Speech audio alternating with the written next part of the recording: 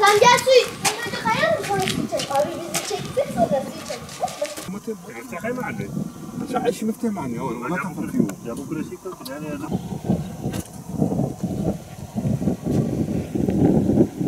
يعني مو شكل دخل خلاص هذه شركه ليه تنقل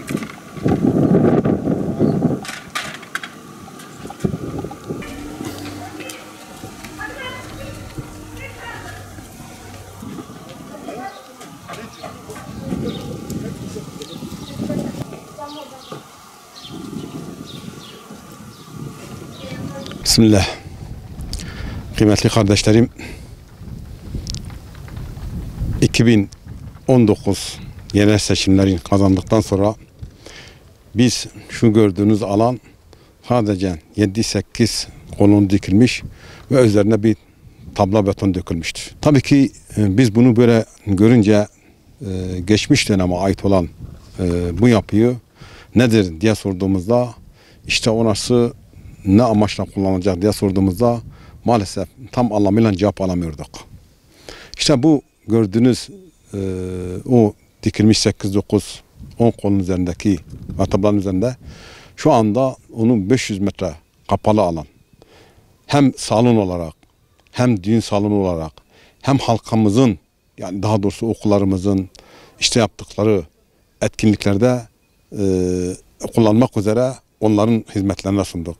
Elbette biz bu salonu yaparken aklımıza da gençlerimiz gitmiyordu. İşte burasını bir sosyal alana nasıl çevirebiliriz?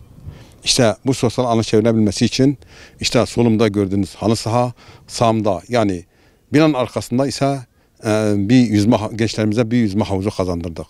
Evet, burada gelecek olan aileler elbette düğündür, sevinecekler, eğlenecekler. Ama çocukların da oynayabileceği bir alan gerekirdi.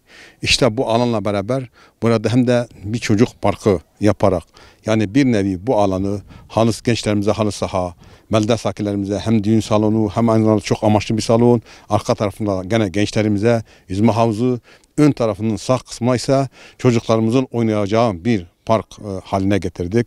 Bunu da belde sakinlerimizin hizmetine sunduk ve biz bunu yaptığımız günden beri yani hakikaten belde sakinleri sürekli şu duayı yapıyorlar.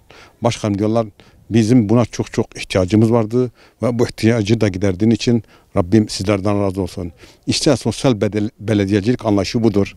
Nitekim bizler seçilmeden önce yani hatta başkanımız düğünleri kaldıracak gibi bir propaganda yapılıyordu bize karşı.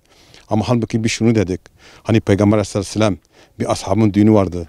Hazreti Ayşe diyor ki ya Ayşe şu defi çalın ki matemlerimiz ve düğünlerimiz birbirinden farklı olsun şiarıyla mesela yaklaşarak ister istemez bizler halkımızın hem sevinçli hem de hüzünlü günlerinde sosyal belediyecilik anlayışı nasıl olduğunu bir nevi de o bizim arkamızda o propaganda yapanlara göstermiş olduk.